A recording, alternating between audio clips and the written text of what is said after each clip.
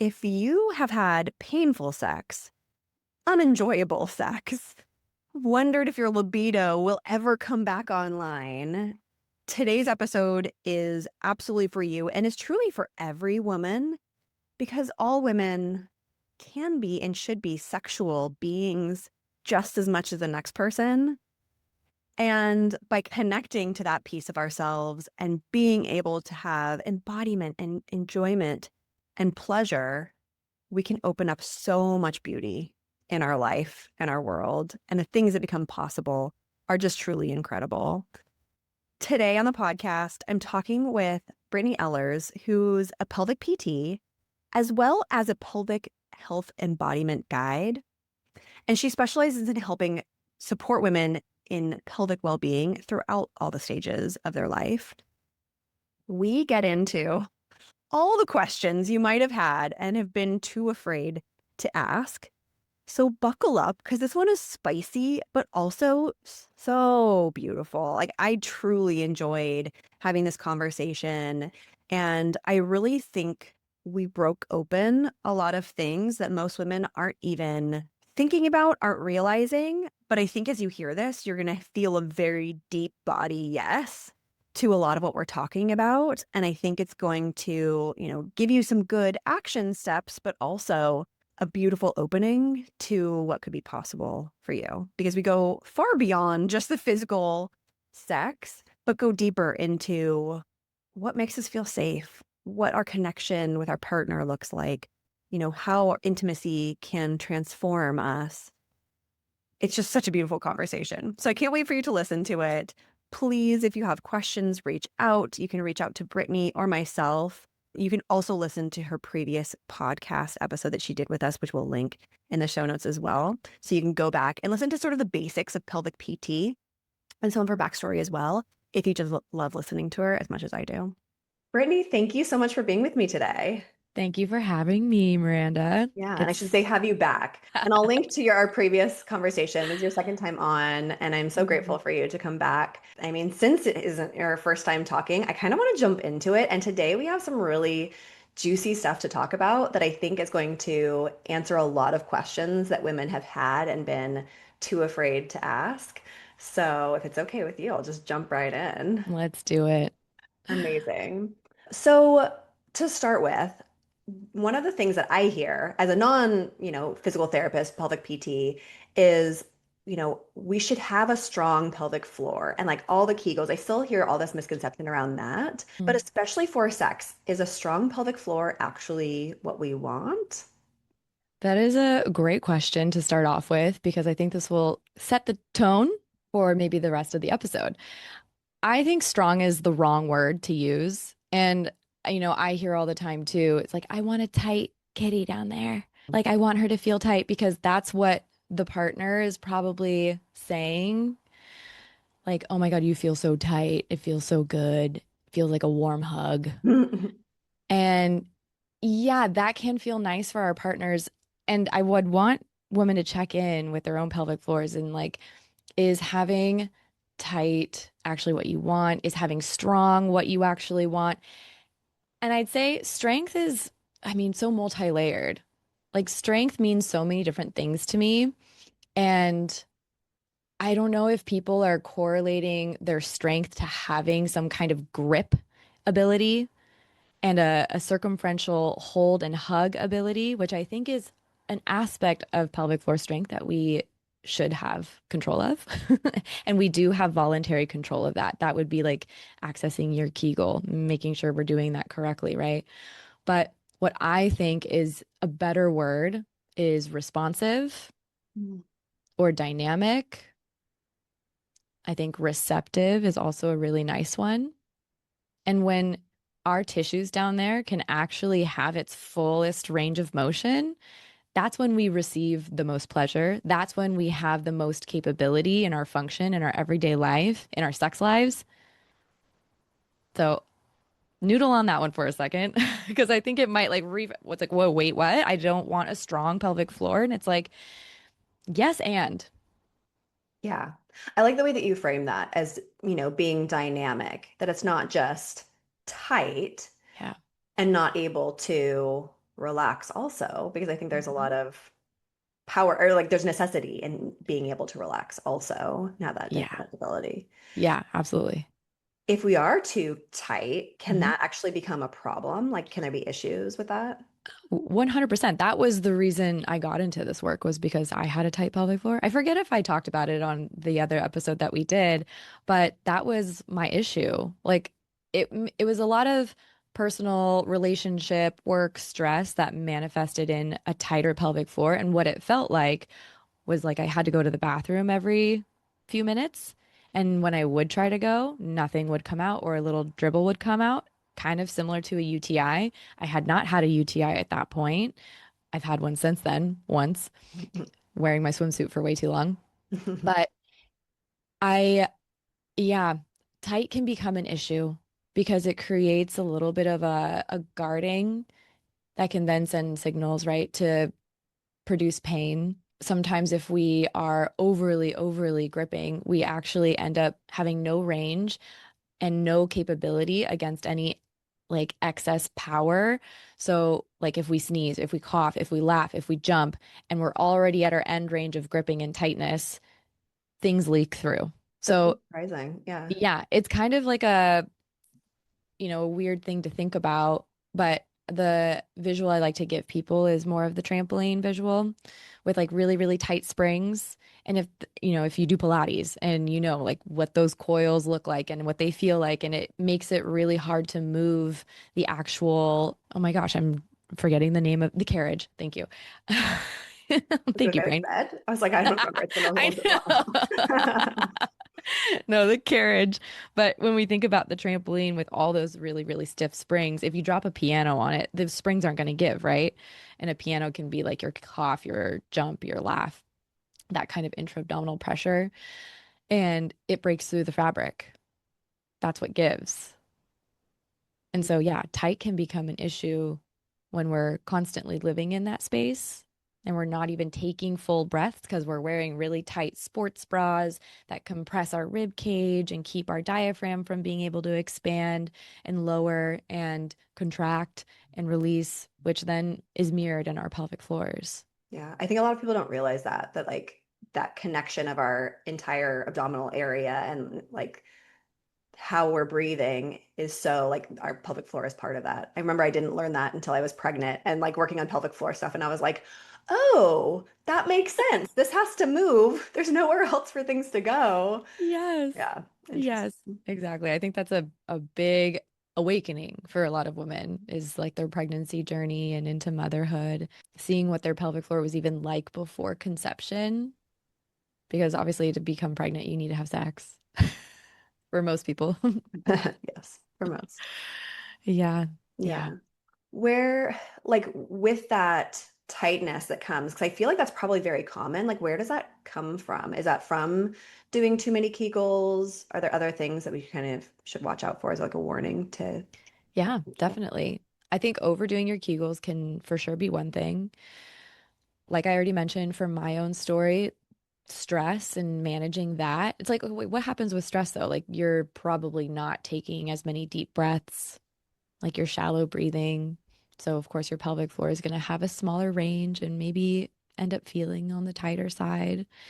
If you are doing exercises that are pretty much like all the same, they're not in and of themselves dynamic.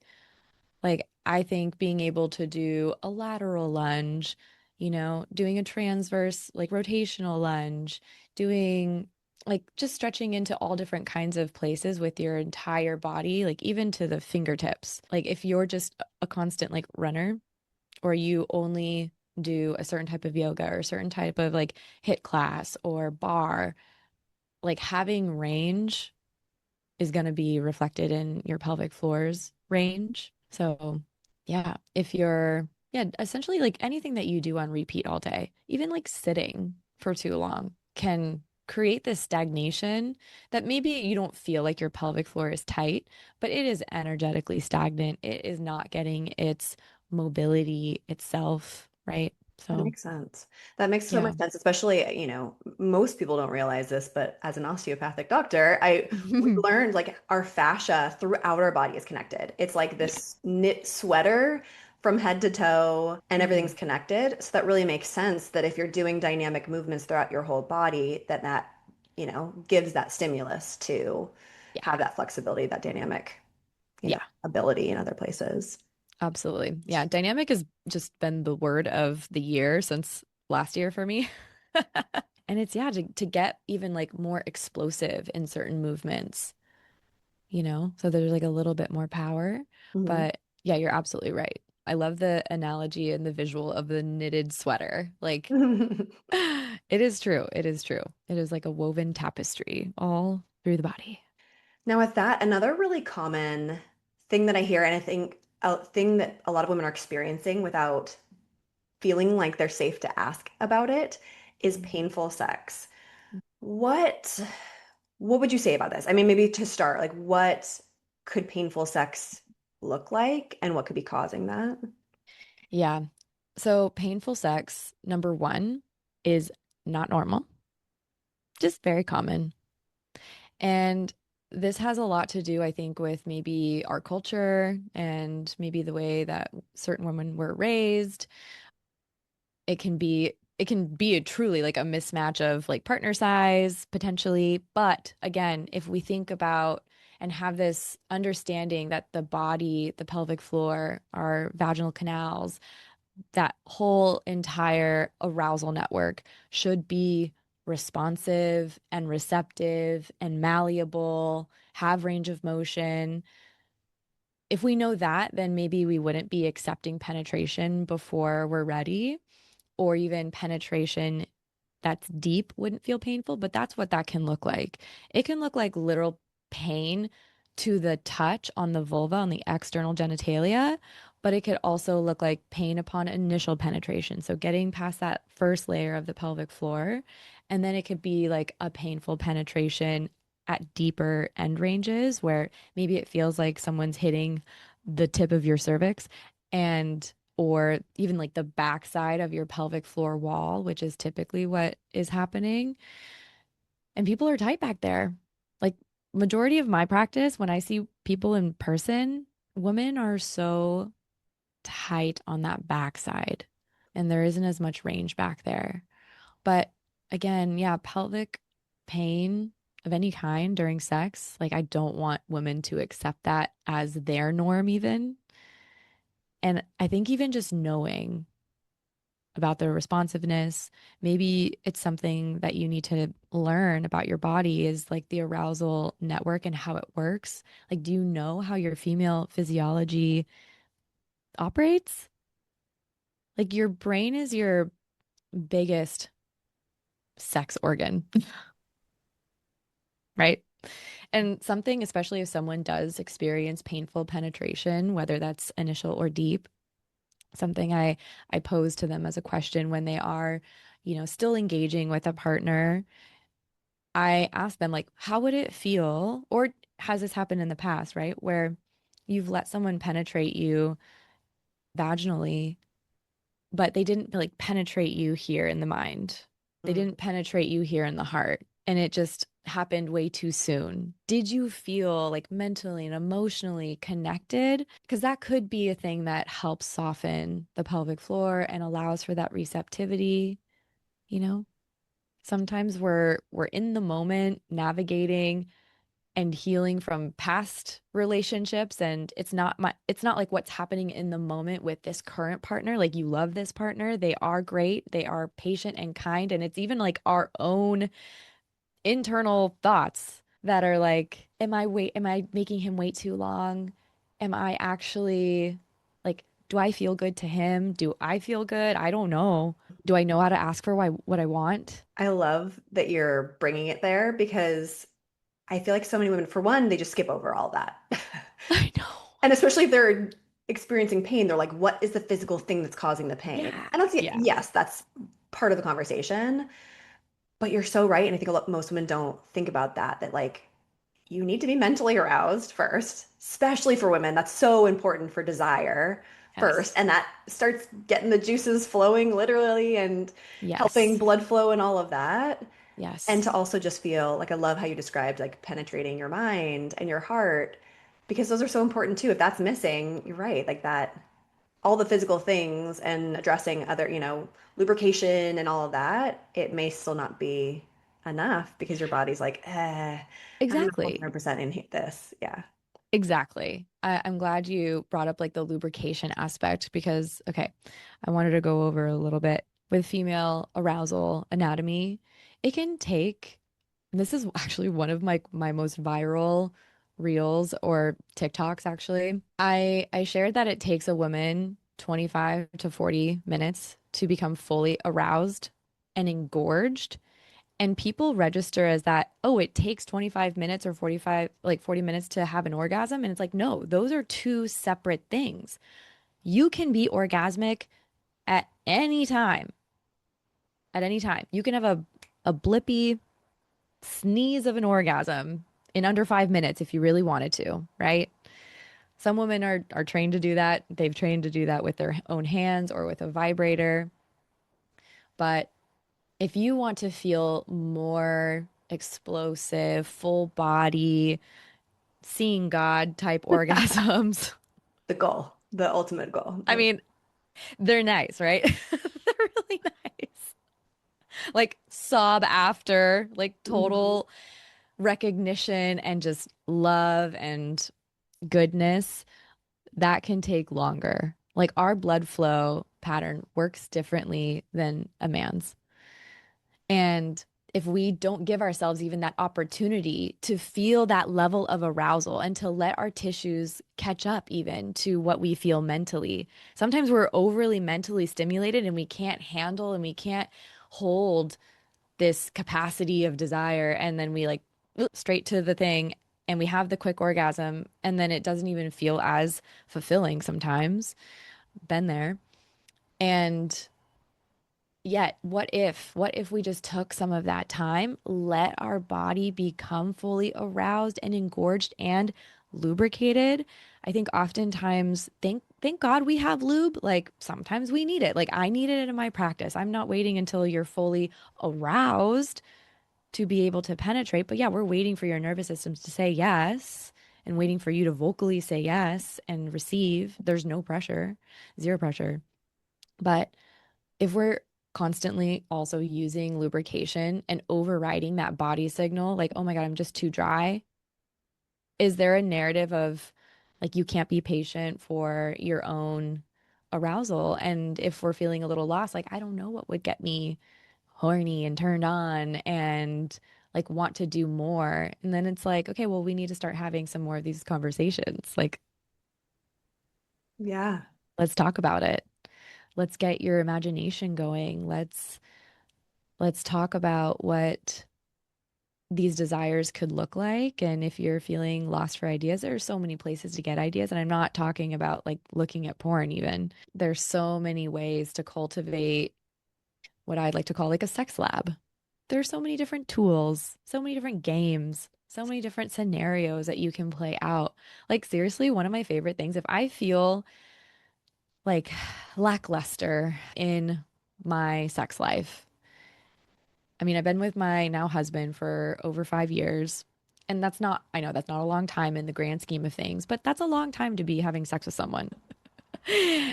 And I don't know what it is, but Sex in the City, watching that over and over has given me life again. It reminds me of like the fun of even dating a long-term partner and the kind of sex I do want, the kind of conversations I want in bed, the kind of, yeah, experiences I just want to have.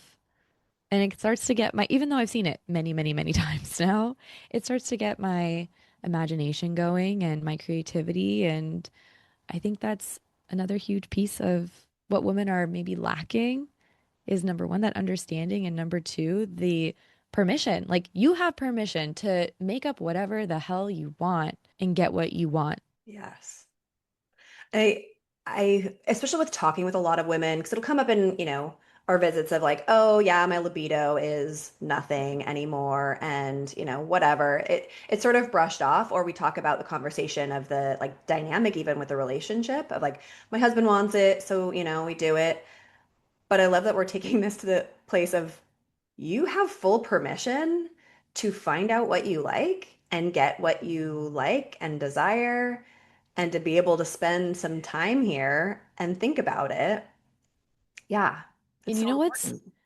what's crazy is even for the woman who is in a long-term partnership with a husband or whoever loves her, if they're coming and saying like, yeah, my low libido, blah, blah, blah, and also like, I just do it because my husband wants to do it. What your husband really wants is to feel connected to you. And if you're overriding yourself and not verbalizing, not communicating what it is you actually want, that's not the true connection he's even looking for. Right. Yeah. Like, what would happen if you guys were honest and like just say that? And I think, I mean, I'm sure couples are having those kinds of conversations. And yet, I think a lot of women are also just sometimes scared to name that. And I get it. It's really scary. Like personally, my husband and I, before we got married, we had a couple of emotional ruptures where I did not feel like I wanted to have sex. And I made that known. And we had to work through a lot emotionally, mentally, get back on the same page before I felt even open enough to share my body with him, which can kind of feel like, oh, you're withholding Mm. and you're punishing. And it's like, no, from a truthful place, I did not feel like that was what I wanted or what even he wanted. And it made sense to go slow and take our time back to this place where I knew and I trusted, right? And I was willing to put in this work. He was willing to put in this work to get back to that place or even get beyond that and into a better place, right? And I'll tell you a quick story. The moment I felt like, okay, I'm ready to re-engage and I want to do this again with him, but I want it to look different. We do what we call me nights, and one night's a me night for him, one night's a me night for me. And they're two completely separate nights, right? On a me night, you get to ask for what you want, and the person that's giving is gonna give that. So you're asked, like, what do you want to do tonight? And if it's like, because in this story, I asked for a massage and I told him I was open to having sex. But we started with a massage and I'm face down and he's massaging my back. It feels lovely, great, starting to get a little turned on. He asked me to flip over and I'm topless, right?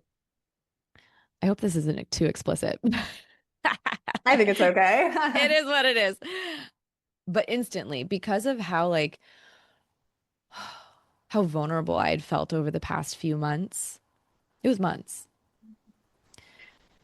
I'm flipped over and I instantly curl into a little, like internally, I'm shutting down a little bit, but I don't want to.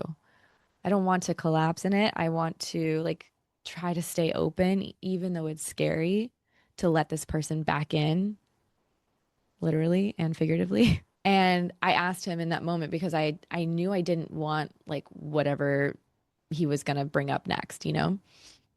And so I asked him, like, can you just like lay down on top of me for a second and just ground me? And he did. And we breathed together for just a few breaths while I kind of caught myself up to where I was at. And my body had time to communicate with me. And the word or this like phrase kind of dropped in is like, I don't want to feel this lustful desire. What I actually want to feel is cherished. I want to feel cherished by him. And so I told him that. And in that moment, he just got it. And instead of it being like a whole, yeah, what I thought would have been a great return to penetrative sex, it ended up being the best sex of my life, the most intimate thing ever in my life. He started just kissing my hands, kissing my arm, kissing my face, my chest, like everything down to my toes, and just let me cry. You're gonna make me tear up too. I feel that. I feel that too. Yeah. And this was, God, this was like over a year ago, and it still makes me emotional thinking about it. Because so many women, and myself included, I had let so many people transgress me, and I would still let them in. And I had never felt that level of love and just generosity of attention and that actual energy of you are cherished, like you are loved. Thank you so much for sharing that. Yeah, you're I think welcome. that's a beautiful story to share. And honestly, it's like we're going so much farther beyond. It's almost like sex is the surface thing, I know. Oh especially my when it comes gosh. to a relationship, a long-term relationship. I mean, maybe even in the short term too. I think we forget that yes, it's lust and sexual desire, but behind that, I think for most of us is that connection, that desire for connection, that di desire for deep love. I love that you was use the word cherished, like to just feel so not just desired, but like completely adored. Yes. That's what we really want. And I think that's what our male partners want too. But you're Yes. right, like it's like their language is sex. And I feel very fortunate. I've been with my husband for over 20 years. Wow. And yeah, we were babies. And I mean, and even with that, like our relationship has taken so many different life forms, as we grew Mhm. together. But I'm Mhm. really fortunate that, in the like the most recent season for us, we've been able to talk about these things where my husband's like, sex is my connection. Like he sees that now. He's like, his desire for sex Mhm. isn't just sex. It's like he feels completely vulnerable that way. He feels connected. He feels desired and loved. And I was like, oh, wow, okay. I thought you just were really horny. Like, I thought you just wanted sex. And I was like, oh, okay, because I feel this too. But for me, my language is emotional safety, emotional connection. Like you mentioned, I need that mental safety, that emotional Mhm. safety before I'm even in the mood, before my brain even thinks about it. When we have a fight, I'm the same way. Like, don't touch me. And not because I hate you or because I'm withholding, but I just like don't feel safe anymore. And Mhm. that safety has to come back in other places before the sexual safety can be present. And again, that's sort of a little bit of a mismatch sometimes with partners that we have to learn about and have that language where we can understand what the other Yeah. person needs and wants. And sometimes we have to like translate, right? Like, Oh oh, yeah. I'm saying I want to have sex, but what I really want is I just feel disconnected from you and I really want to feel connected and desired again. Yeah, absolutely. Absolutely. Gosh, I want to like there's so many ways I want to take this or could take this, right? Like even the safety thing and like let's just call it for lack of a better word, boundaries. Something that I feel like has been a huge lesson for me is that I often don't really know what my boundaries are until after they've been crossed. Mm, And so then my process has sometimes looked like, okay, this doesn't feel good. And now I feel shitty about myself, about like letting this happen. And then I have to go through my little mini grief process of like, why did I do that? Why did I let them do that? Why didn't I stick up for myself? Or why didn't I say the thing in the moment? Like, where was my voice? And like, okay, self-forgiveness, self-acceptance, and then, okay, learning lesson. I know better for the next time.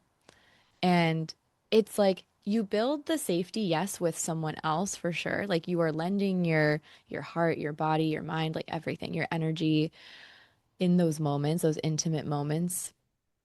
And I think what a lot of women are lacking is that sense of safety within self. Like no matter what you're able to say in the moment, like you've got you, no matter what you want to do, no matter how you want to explore, no matter what you want to just experience.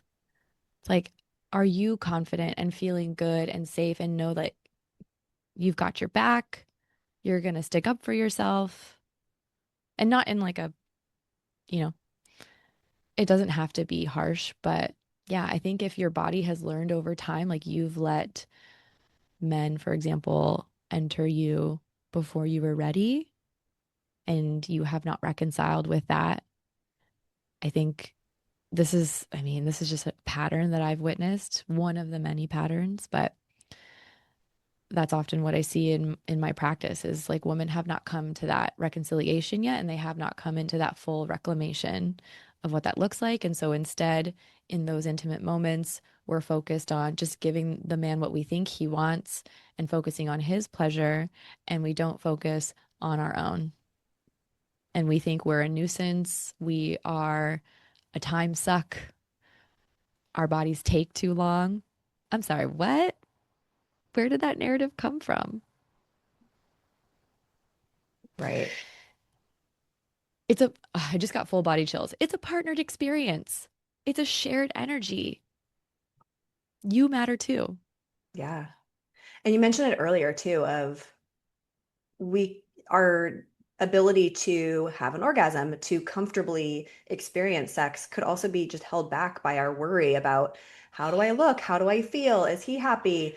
All these things. And it's so like that performance focus rather than what do I actually want? Like, have you taken the time to explore what you actually want and need and enjoy?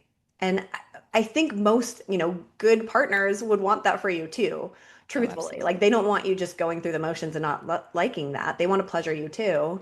So it should be a back and forth, and you should be able to voice all of that. Yeah, yeah. I mean, that's like an interesting thing also to think about and talk about. It's not every session I'd say, but it definitely gets brought up a lot is just body image. And especially because I work with women who are trying to conceive, who are pregnant, who are postpartum, honestly, at any year, every woman is working through some kind of body image thing, and they don't have to be diagnosed with body dysmorphia or an ED or anything. We all battle with that. And to worry about what you look like versus like how you actually feel in your body is like a whole ass practice. That's a whole embodiment practice right there. Yeah. And I think, not to get too political or anything, but this is something that we were kind of mentioning before we started recording too of, I think in our society, there's so much pressure on women to look a certain way, but also there's this very common narrative too of being the good girl. Like it is not okay to desire sex in our society still to this day. Like, yes, like we see sex everywhere. It's in commercials and, movies and all of that. But for a woman to be like, oh, I want to have sex with that guy and like I want to be empowered and I really like this and this and this, I'm sorry, but you're going to be labeled a slut or you're going to feel, even if no one's telling you that, like you're going to feel that way because it's been so ingrained in us.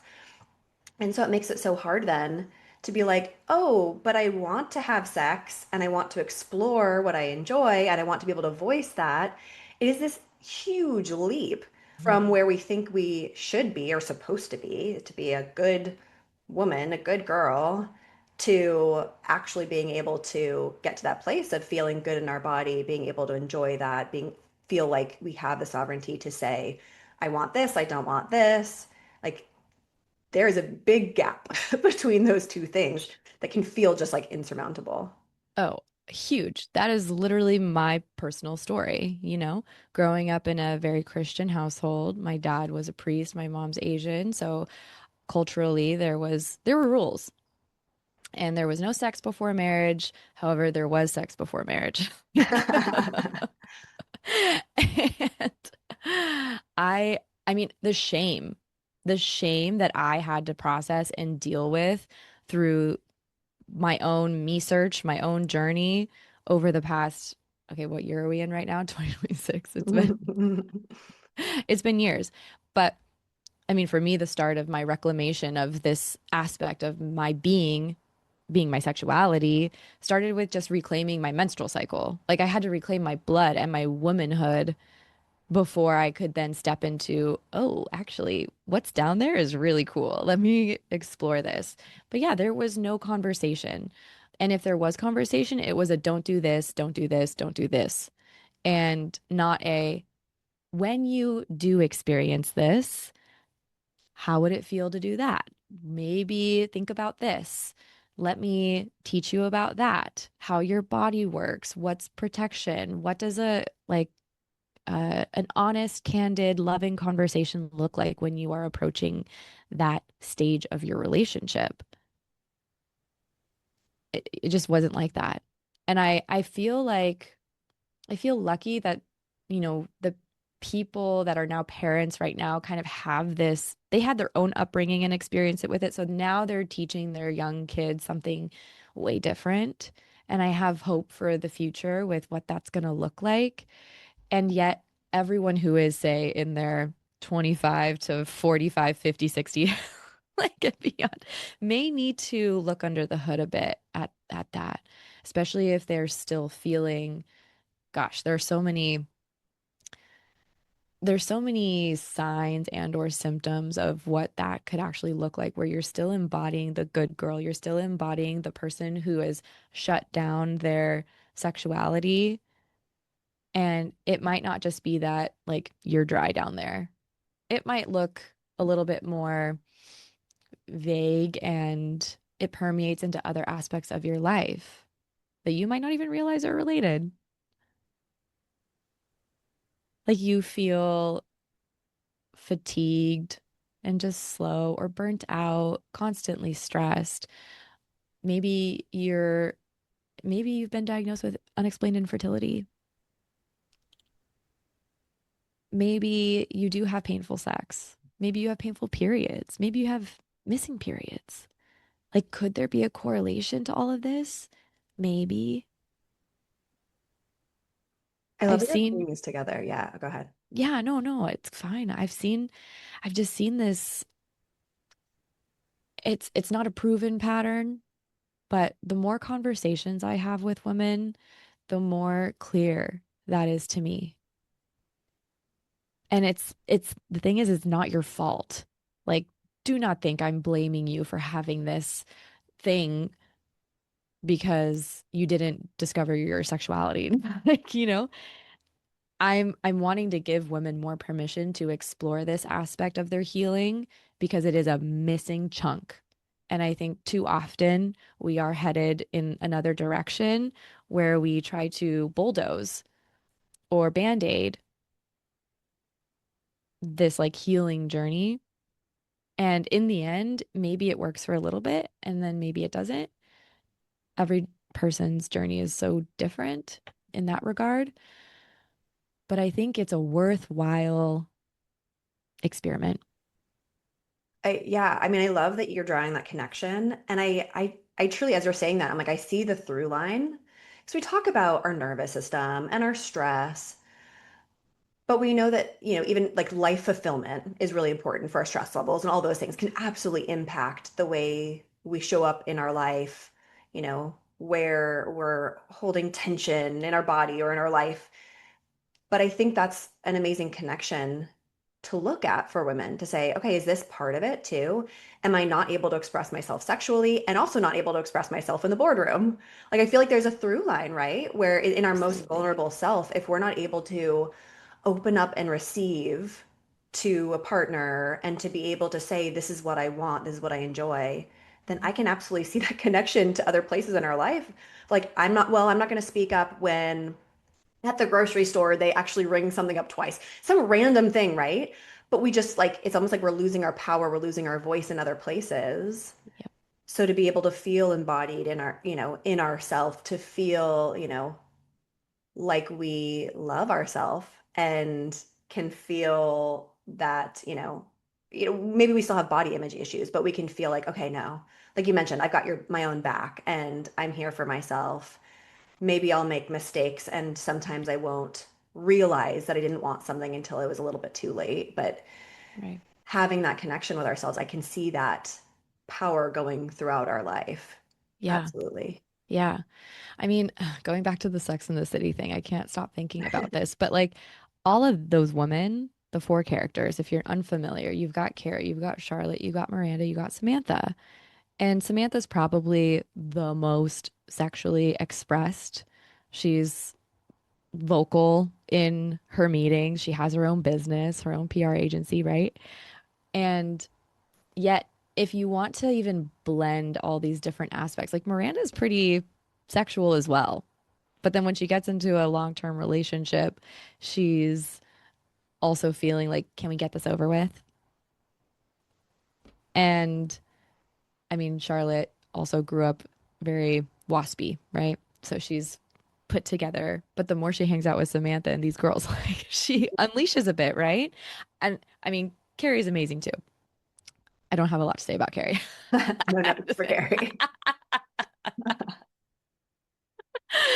But I do feel like if there were the most empowered aspects out of these four women, if we drew those out as inspiration and created a new archetype of woman, I think that would be a fierce ass woman who could get what she wants, have incredible, not just painless sex, because painless sex brings you back to neutral, right?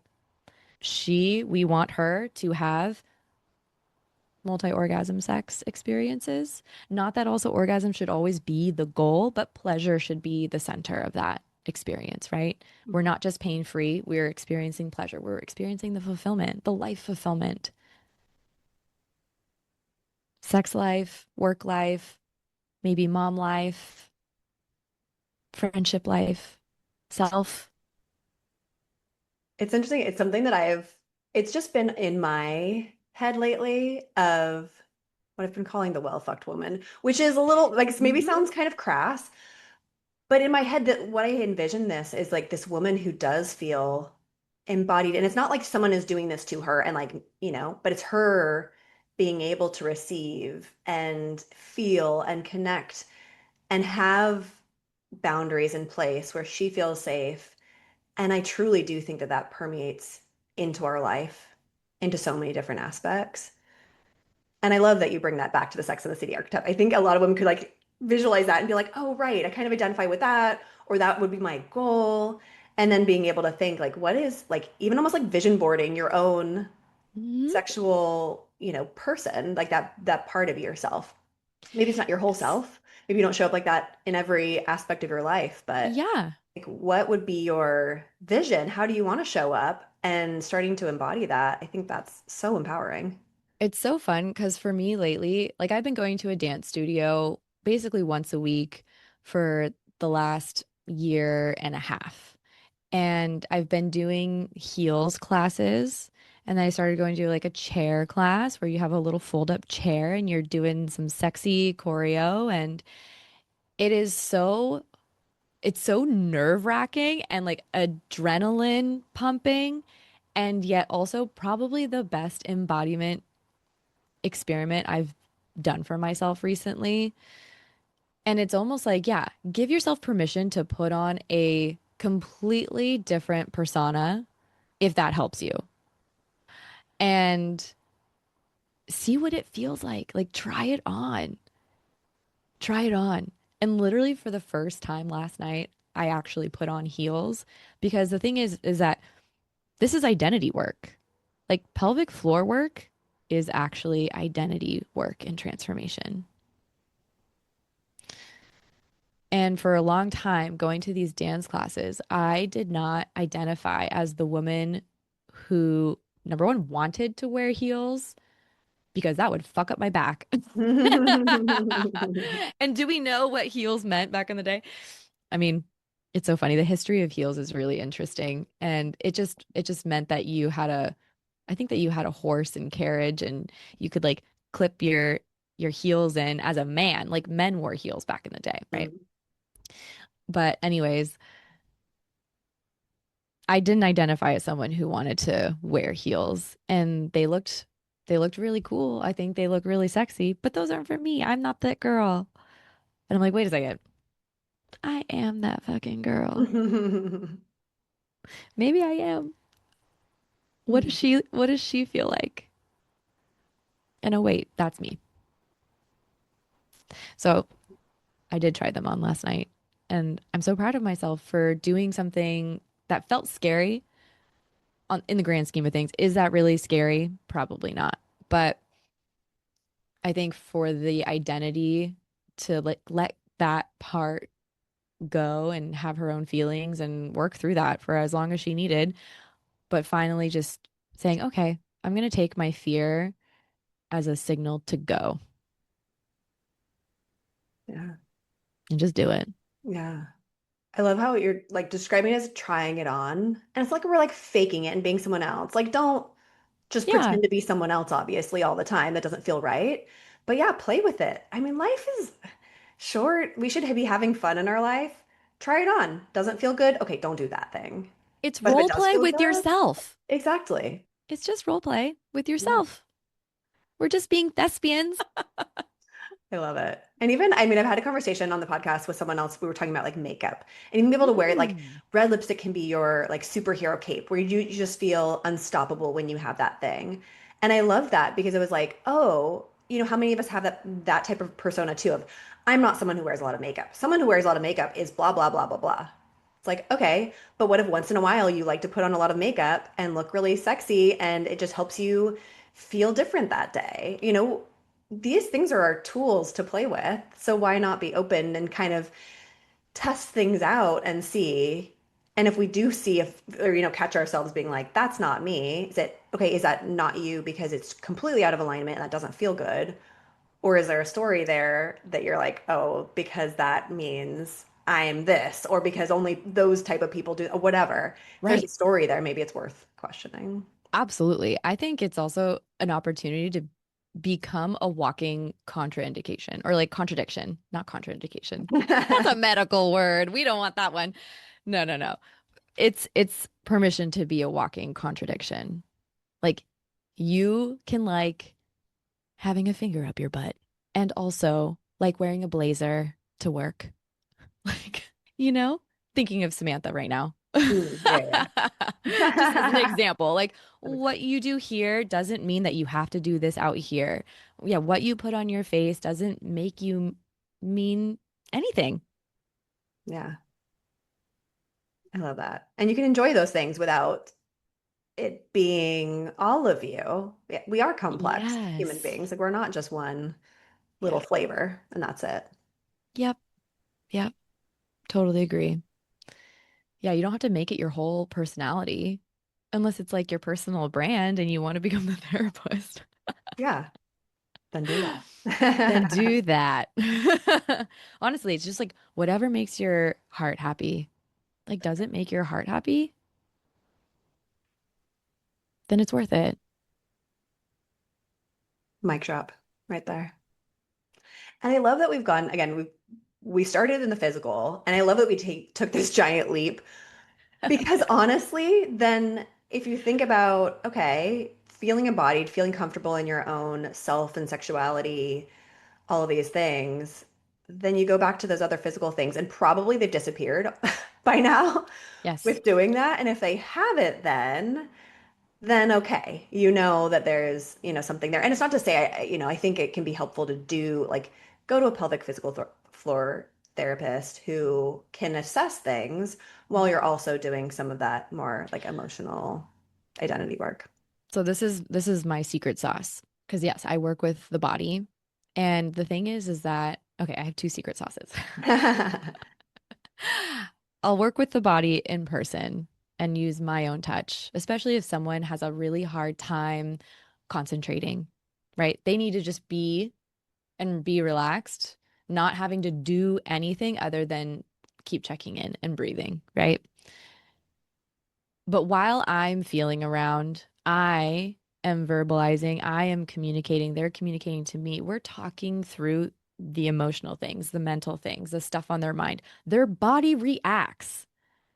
Like I have a finger inside internally, vaginally, and they're starting to talk about the situation at work, and their pelvic floor all of a sudden starts gripping my finger, about to pull it off. I'm like, hey, did you notice that it's not even from the pace that you're talking at, but sometimes that happens. It's this emotionality that is actually being felt, and like your body is literally responding to what you are feeling, and vice versa. Your body is responding to what it is feeling via touch. But this is the somato emotional release that gets to happen in my sessions. And then I can do this online. Like you can do your own touch, which I think is even more important. Like eventually, I don't want you to have to need me hands on. Like, do you want my eyes or my perspective?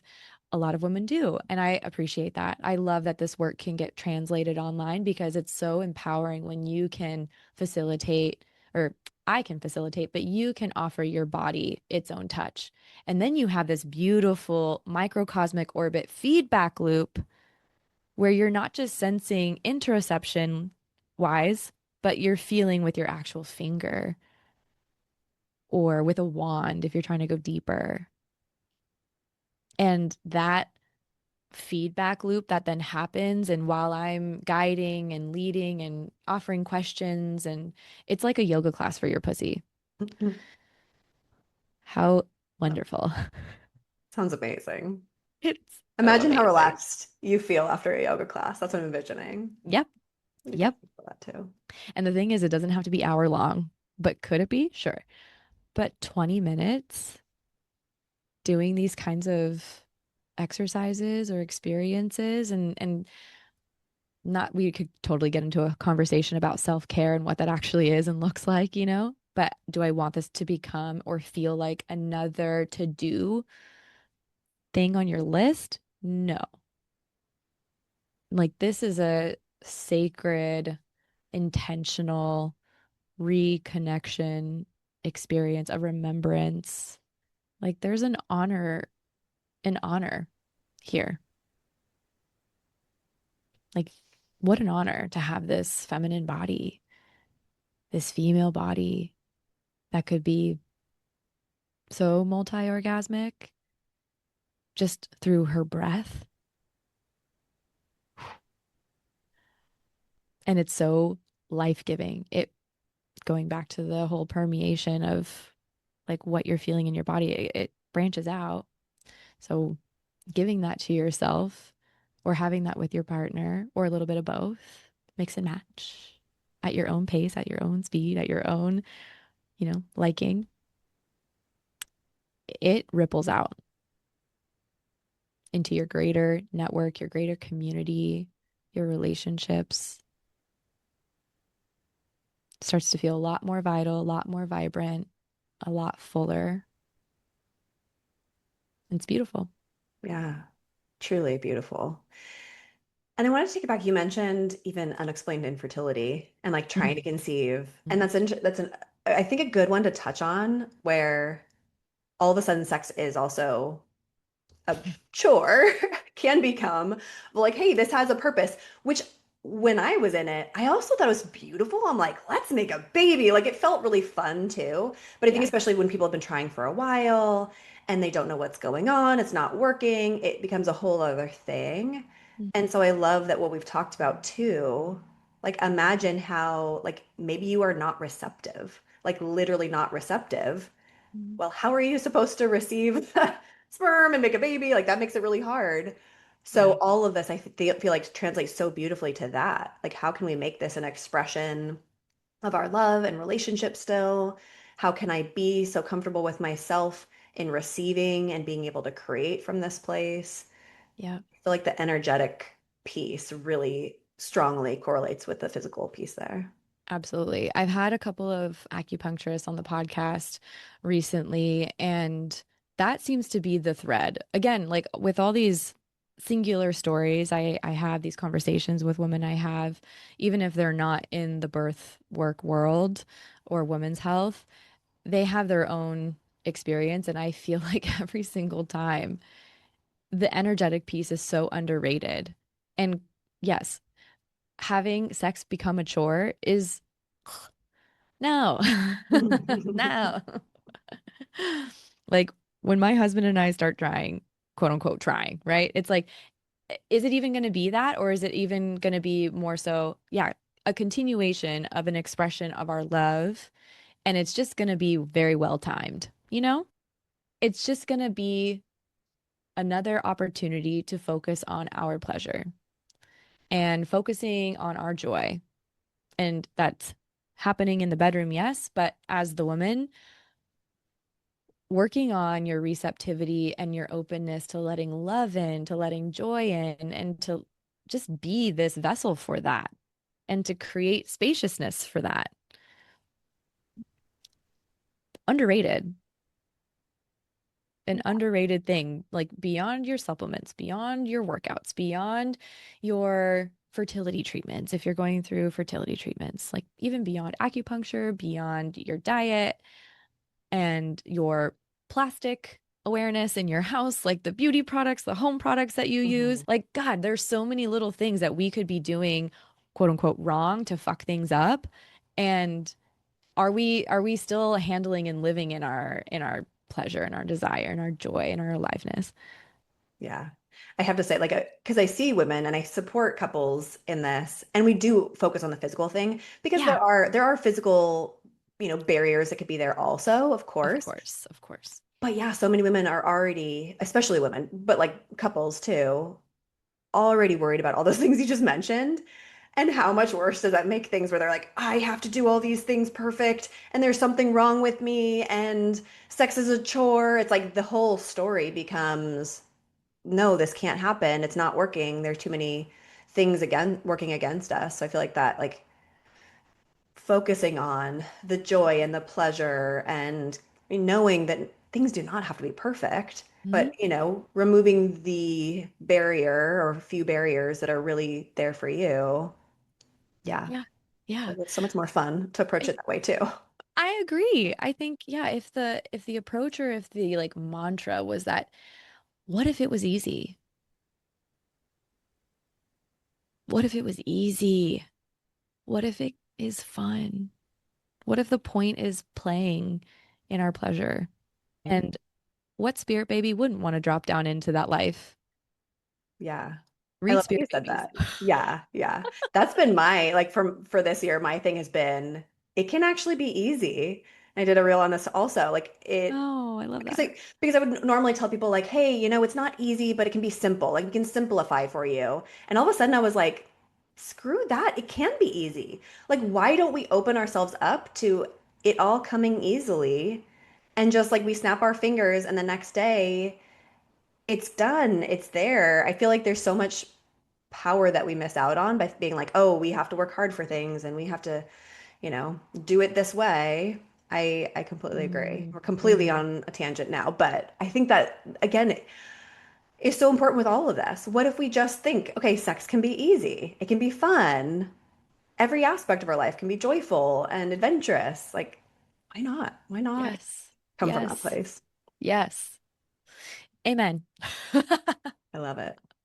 Well, again, this conversation definitely had a life of its own, and we went deep, but I love it because again, I think what we tapped into what truly is like the unlock for everything someone is probably wanting in their sex life, Yeah. in their body, in their Yeah. relationship. Like I think this just like I opens all hope up. so.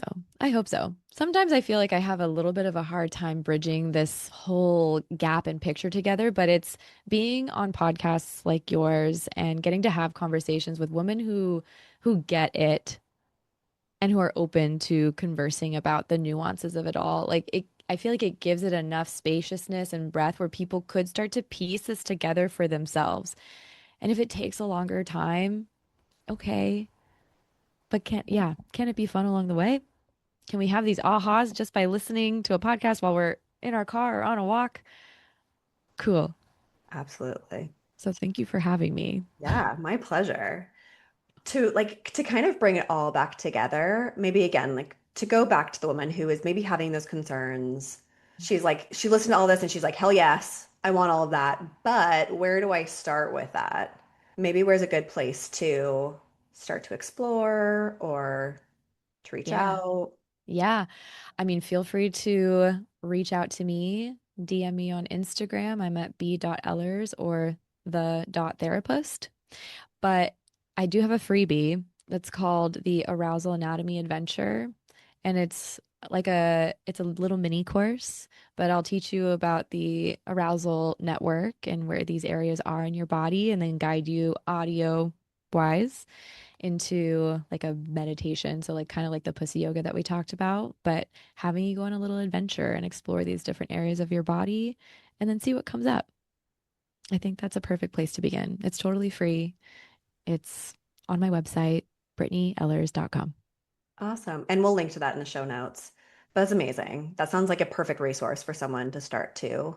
explore a little bit, see what feels comfortable or not in a, Yep. very safe environment. It's great. Exactly. Like you just get to go at the pace of the slowest part of you. So if that just means listening to it and seeing what it's all about before you actually go and explore tangibly with your fingers, then okay. But yeah, permission to get adventurous. Love it. Well, Brittany, thank you so much for being here. Thanks for having this amazing conversation with me. And I think it's really going to be so helpful for a lot of women. I'm so glad. Thank you so much for having me, Miranda.